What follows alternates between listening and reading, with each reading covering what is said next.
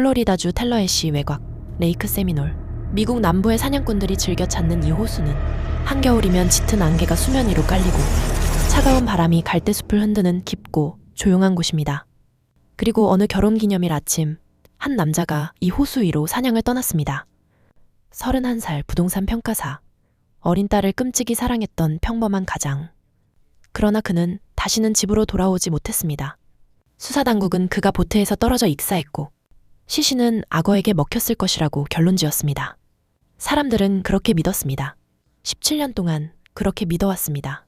하지만 한 사람만은 그 이야기를 끝까지 받아들이지 않았습니다. 거리 한복판에서, 신문 전면 광고 위에서, 빌보드 위에서 외치고 또 외쳤던 한 어머니의 목소리. 내 아들은 악어에게 먹히지 않았습니다. 오늘 사건은 17년이라는 긴 침묵 끝에야 비로소 진실이 떠오른 어느 살인의 이야기입니다. 가장 가까운 친구가 있었고 사랑한다 믿었던 아내가 있었습니다. 그리고 그 두 사람의 그림자가 한 남자의 운명을 천천히 삼키고 있었습니다. 2000년 12월 16일 토요일 새벽, 미국 남부의 겨울이 한꺼번에 밀려든 듯 그날 기온은 영하 7도까지 떨어져 있었습니다. 그는 새벽이 채 밝기도 전에 트럭에 보트를 매달고 집을 나섭니다. 목적지는 레이크 세미놀. 그가 어릴 때부터 친구들과 즐겨 찾던 사냥터였습니다. 그날은 마이크와 그의 아내 드니즈의 결혼 6주년 기념일이었습니다. 두 사람은 고등학교 시절 사귄 첫사랑이었습니다. 그는 미식 축구 선수였고 그녀는 치어리더였습니다. 사람들은 둘을 두고 완벽한 부부라고 불렀습니다. 어린 딸 앤슬리는 그가 세상에서 가장 아끼는 보물이었습니다. 마이크는 정오 전에는 돌아오겠다고 약속했습니다. 오후에는 두 사람만의 기념일 여행이 예정되어 있었기 때문입니다. 그러나 정오가 지나도 오후가 지나도 그는 돌아오지 않았습니다. 휴대전화기를 들어도 신호만 울릴 뿐 응답이 없었습니다. 해가 기울고 호수 위로 어둠이 내려앉기 시작합니다. 드니즈는 친정아버지와 마이크의 가장 친한 친구 브라이언 윈체스터에게 전화를 겁니다. 브라이언, 같은 학교를 다녔고 같은 동네에서 자랐으며 마이크의 보험을 설계해준 절친한 친구. 그리고 그 이름이 17년 뒤 모든 진실의 열쇠가 될 것이라고는 그 누구도 짐작하지 못했습니다. 다음 날 새벽 호수에서 마이크의 보트가 발견됩니다. 그러나 사람의 흔적은 어디에도 없었습니다. 경찰, 잠수부, 헬리콥터, 수색견까지 동원된 대대적인 수색이 이어집니다. 44일 동안 700시간 이상의 인력이 투입되었습니다. 그러나 마이크의 시신은 발견되지 않았습니다. 플로리다 어류 야생동물국은 한 가지 결론을 내렸습니다. 마이크 윌리엄스는 보트에서 떨어져 익사했고 그의 시신은 호수 안의 악어에게 먹혔을 것이라는 결론이었습니다. 레이크 세미놀의 악어떼는 그 지역에서 악명이 높았습니다. 그러나 이 결론에는 시작부터 묘한 빈틈이 있었습니다. 그날 기온은 영하 7도였습니다. 악어는 변온동물이며 추운 겨울에는 거의 사냥을 하지 않습니다. 그리고 무엇보다 악어는 사람을 통째로 삼키는 동물이 아닙니다. 공격을 한다면 반드시 어딘가에 살점, 옷까지, 뼈가 남는 법입니다. 사람들이 잘 알고 있던 그 단순한 사실 하나가 시간이 지날수록 무겁게 가라앉기 시작합니다. 마이크에게는 어머니가 있었습니다. 이름은 셰릴 윌리엄스. 아들이 사라진 그날 이후 그녀의 인생은 완전히 다른 궤도로 굴러갑니다. 셰릴은 아들의 사망을 받아들이지 않았습니다. 정확히는 받아들일 수 없는 부분이 있었습니다. 시신이 없었고 흔적이 없었으며 자연현상으로는 설명되지 않는 모순들이 너무 많았기 때문입니다. 레이크 세미놀이 만들어진 1957년 이후 이 호수에서 익사한 사람은 100여 명에 이르렀습니다. 그리고 그들 모두 결국에는 시신이 떠올라 발견되었습니다. 오직 한 사람을 제외하고 말입니다. 그 한 사람이 그녀의 아들이었습니다. 셰릴은 아들의 사진과 함께 신문 전면 광고를 냅니다. 거리에 빌보드를 세우고 시민들에게 전단을 돌립니다. 플로리다주 법무국에 편지를 보냅니다. 한 번이 아니라 매일 한 통씩 말입니다. 2009년부터는 주지사 릭 스콧에게도 편지를 씁니다. 단 하루도 빼놓지 않고 매일 한 통씩. 그녀의 옆에는 마이크의 형 닉이 있었습니다. 그러나 정작 가장 가까이 있어야 할 사람들은 점점 더 멀어지고 있었습니다. 며느리 드니즈가, 그리고 손녀 앤슬리가 말입니다. 마이크가 사라진 지 약 6개월이 흐른 어느 날, 한 어부가 호수 한가운데에서 모자 하나를 건져 올립니다. 조사 결과 그것은 마이크의 모자와 매우 유사한 것이었습니다. 이상한 일이었습니다. 6개월 동안 수색대가 샅샅이 뒤졌던 그 호수에서 어째서 이제야 모자가 떠오른 것일까? 그것도 마이크가 보트를 띄웠던 자리에서 매우 가까운 곳에 말입니다. 며칠 뒤 잠수부들이 마이크의 사냥 재킷과 방수바지, 즉 웨이더를 발견합니다. 재킷 안에는 그의 사냥 면허증이 들어있었습니다. 전문가들은 의문을 제기했습니다. 호수 바닥은 진흙과 이끼로 뒤덮여 있는 곳입니다. 그런데 그곳에서 6개월을 보냈다는 물건들이 마치 어제 그곳에 놓아둔 것처럼 깨끗했습니다. 방수바지에는 악어가 물어뜯은 흔적이 단 하나도 없었습니다. 사람이 익사하면서 빠져나오려 발버둥친 흔적도 없었습니다. 너무 깨끗하다는 것, 그것이 모든 것이 어긋났다는 첫 번째 증거였습니다. 누군가가 의도적으로 너무 늦게 그것들을 그 자리에 갖다 놓았다는 것입니다. 게다가 보트 안에는 또 한 가지 이상한 점이 있었습니다. 연료 탱크가 거의 가득 차 있었습니다. 오리 사냥을 위해 호수 깊숙한 곳까지 보트를 끌고 갔다 온 사람의 보트라고는 보기 어려운 상태였습니다. 그리고 발견된 산탄총. 형 닉이 보기에 그것은 평소 마이크가 오리 사냥에 쓰던 총이 아니었습니다. 마치 누군가가 무대를 꾸민 듯 모든 것이 어색하게 정돈되어 있었습니다. 플로리다주에서 실종자가 사망한 것으로 법적 인정을 받으려면 통상 5년의 시간이 필요합니다. 그러나 마이크의 아내 드니즈는 단 6개월 만에 법원에 사망 선고를 신청합니다. 그녀가 제출한 증거는 호수에서 발견된 그 깨끗한 사냥 장비들이었습니다. 판사는 이를 받아들였습니다. 그리고 드니즈는 약 150만 달러, 하나로 약 20억 원에 가까운 거액의 생명보험금을 수령합니다. 그 보험은 마이크가 사라지기 약 6개월 전에 가입된 것이었습니다. 그리고 그 보험을 설계하고 판매한 사람은 다름 아닌 마이크의 절친한 친구 브라이언 윈체스터였습니다. 마이크의 직장 상사였던 클레이 캐첨은 훗날 이렇게 회상합니다. 마이크가 사라지기 약 한 달 전, 그는 자신에게 가정 내 문제를 털어놓은 적이 있다고 말입니다. 드니즈와의 사이에 신뢰의 균열이 있다고. 그것은 단순한 부부싸움이 아니었다고. 그러나 그 누구도 그때 그 한마디가 무엇을 뜻하는지를 알지 못했습니다. 마이크가 사망 선고를 받은 지 약 5년이 흐른 2005년. 드니즈는 새 사람을 만나 다시 결혼합니다. 그 새 남편의 이름은 브라이언 윈체스터였습니다. 마이크의 가장 친한 친구, 마이크의 보험을 판매한 사람. 마이크가 사라지기 전날까지 그와 함께 사냥을 다니던 사람이었습니다. 두 사람은 결혼한 후 마이크와 드니즈가 함께 살던 그 집으로 이사를 들어갑니다. 마이크의 침대, 마이크의 식탁, 마이크의 거실에서 두 사람의 새로운 일상이 시작됩니다. 어린 딸 앤슬리는 자신의 진짜 아버지가 어떤 사람이었는지 점점 더 멀어진 기억 속으로 보내야 했습니다. 셰릴은 더 이상 손녀를 만날 수 없었습니다. 드니즈는 시어머니에게 단호하게 말했다고 합니다. 이 일을 더 이상 들쑤시지 말라고. 그러면 앤슬리를 다시는 못 보게 될 것이라고. 한 어머니는 아들을 잃었고 이제는 손녀까지 잃었습니다. 그러나 그녀는 멈추지 않았습니다. 행복해 보이던 두 사람의 결혼 생활은 그러나 시간이 흐르면서 무너지기 시작합니다. 브라이언은 마약에 손을 댑니다. 매춘업소를 드나들기 시작합니다. 2012년 두 사람은 별거에 들어갑니다. 2015년 드니즈가 정식으로 이혼을 신청합니다. 그러나 브라이언은 이혼을 거부합니다. 법원이 강제로 이혼 절차를 진행하라고 명령했음에도 그는 받아들이지 않았습니다. 무엇이 그를 그렇게 매달리게 했을까? 사랑이었을까? 아니면 두 사람이 함께 안고 있던 그 비밀이 무너지는 것에 대한 두려움이었을까? 그리고 2016년 8월 5일, 그날이 옵니다. 이른 아침, 드니즈는 평소처럼 출근을 위해 차에 올랐습니다. 대학에 있던 자신의 직장으로 향하던 길이었습니다. 그런데 차에 시동을 걸려는 순간 등 뒤에서 누군가의 그림자가 움직이는 것을 느낍니다. 뒷좌석에 사람이 있었습니다.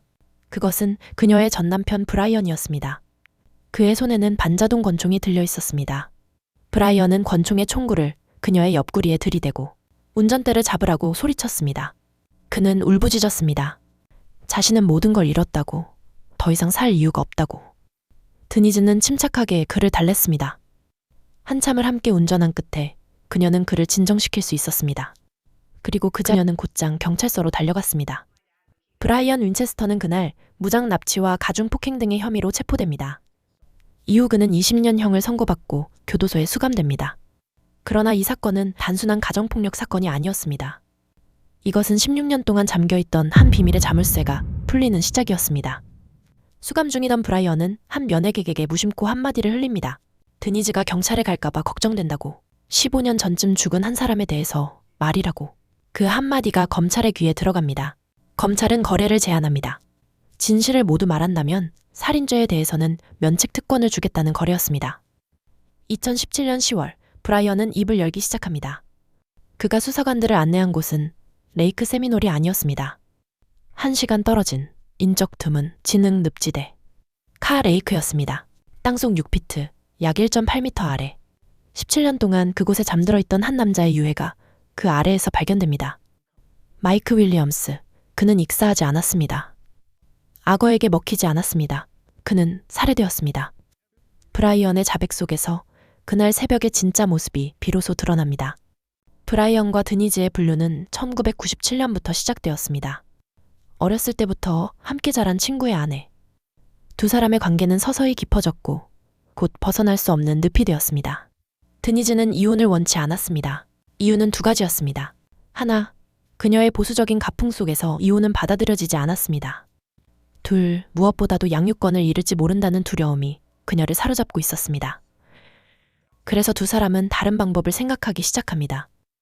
첫 번째 계획은 멕시코만에서의 보트 사고였습니다. 마이크와 브라이언의 첫 아내 캐시를 함께 바다에 빠뜨리는 계획이었습니다. 그러나 브라이언은 자기 아이들의 어머니인 캐시를 죽이는 것은 하지 않겠다며 거부합니다. 두 번째 계획은 마이크의 사무실에서 강도를 위장한 살해였습니다. 이 역시 너무 위험하다는 이유로 무산됩니다. 세 번째 계획, 사냥사고로 위장하기. 브라이언은 한때 악한 소에서 마이크와 사냥을 하다가 마이크가 늪에 빠진 것을 구해준 적이 있었습니다.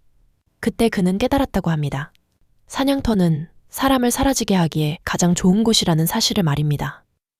운명의 그날, 2000년 12월 16일, 브라이언은 마이크에게 말합니다. 자신이 비밀스러운 사냥 자리를 알고 있으니 방수바지를 꼭 챙겨오라고. 두 사람은 따로따로 차를 몰고 호수로 향합니다. 브라이언은 출발하기 전 마이크에게 자신의 휴대전화 배터리가 다 됐다고 거짓말을 합니다. 훗날 통화 기록이 남으면 자신이 그날 아침 마이크와 함께 있었다는 사실이 드러나기 때문이었습니다. 호수에 도착한 두 사람은 보트에 올라 깊은 곳으로 향합니다. 그리고 가장 깊은 자리에 도달했을 때 브라이언은 마이크를 보트 밖으로 밀어버립니다. 계획은 단순했습니다. 방수바지 안으로 물이 차오르면 마이크는 빠져나오지 못하고 익사할 것이다. 모든 것이 사고처럼 보일 것이다. 그러나 마이크는 죽지 않았습니다. 그는 침착하게 방수바지를 벗어던지고 가까이 있던 나무 밑동을 향해 헤엄쳐갑니다. 그리고 브라이언에게 도와달라고 외쳤습니다. 자신을 죽이려 했던 가장 친한 친구를 향해 그는 살려달라고 외쳤습니다. 그 사실을 알지 못한 채로 말입니다. 당황한 브라이언은 미리 보트에 숨겨둔 총을 꺼냅니다. 그는 보트를 몰아 마이크 주위를 두 바퀴 돕니다. 그리고 한 발의 총성이 호수의 새벽을 갈랐습니다. 마이크 윌리엄스는 자신이 가장 믿었던 친구의 손에 의해 머리에 총을 맞고 그 자리에서 숨을 거두었습니다. 브라이언은 마이크의 시신을 보트로 끌어올렸습니다. 그것을 자신의 트럭에 싣고 집으로 돌아갔습니다. 시신을 집 어딘가에 숨겨두고 자신의 아내 캐시 옆에 누웠습니다. 아무 일도 없었던 것처럼 그날 아침 자신은 집에 있었다는 알리바이를 만들기 위해서였습니다. 그날 늦은 시간 그는 다시 집을 나섭니다. 인적이 드문 진흙 늪지대 카 레이크에 도착해 그곳 깊숙이 마이크의 시신을 묻었습니다. 그리고 그는 평온한 얼굴로 수색대에 합류했습니다. 실종된 친구를 찾는다고 가장 절박한 표정으로 드니즈를 위로하는 가장 친한 친구로서 말입니다.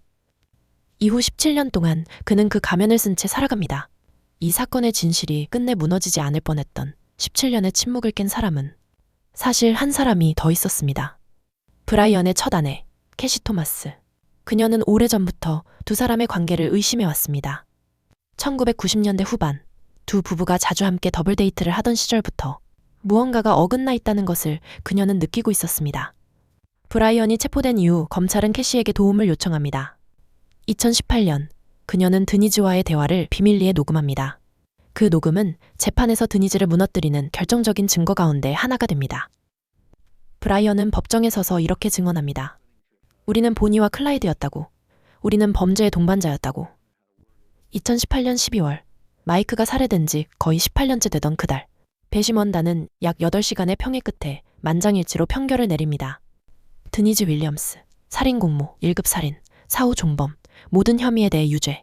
2019년 2월, 그녀에게 종신형이 선고됩니다. 법정 밖에서 셰릴 윌리엄스가 카메라 앞에 섰습니다. 17년 동안 거리에서 외쳐온 한 어머니의 얼굴은 그제야 비로소 무너지고 비로소 흘러내렸습니다. 그녀가 내뱉은 한마디는 승리의 외침이 아니었습니다. 그저 한 어머니가 한 아들을 위해 17년을 버텨낸 끝에 지친 한 줄이었습니다. 그러나 사건은 거기서 끝나지 않았습니다. 2020년 11월 항소법원은 1급 살인과 사후 종범 혐의에 대해 무죄를 선고합니다. 이유는 직접적이고 구체적인 증거가 부족하다는 것이었습니다.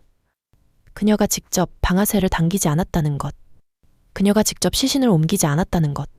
그러나 살인 공모죄는 그대로 유지되었습니다. 2021년 9월 법원은 그녀에게 30년형을 다시 선고합니다. 브라이언 윈체스터는 면책특권 거래로 인해 살인죄로는 단 하루도 기소되지 않았습니다. 그가 가장 친한 친구의 머리에 총을 쏘고도 살인자로서는 단 하루도 형을 살지 않은 것입니다.